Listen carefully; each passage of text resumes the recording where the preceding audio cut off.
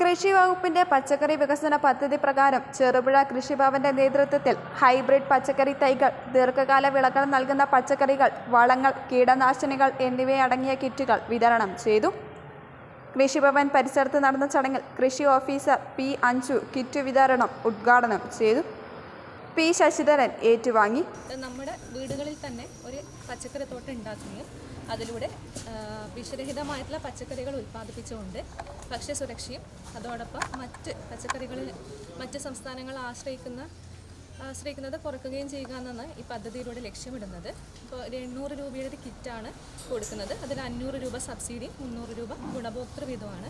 ഇതിലൂടെ ഉൽപ്പാദനക്ഷമത കൂടിയ പച്ചക്കറി തൈകൾ, തക്കാളി, വെണ്ട, വഴുതിന മുതലായവ, അതുകൂടാതെ ദീർഘകാല പച്ചക്കറി തൈകളായിട്ടുള്ള മുരിങ്ങ, അകത്തിച്ചീര, കോവക്ക മുതലായവയും, കൂടാതെ നമ്മളെ ഡോളമൈറ്റ്, പിന്നെ വെർമി കമ്പോസ്റ്റ് ഉണ്ട്, പിന്നെ ഫിഷ് അമിനോ ആസിഡ് ഉണ്ട്.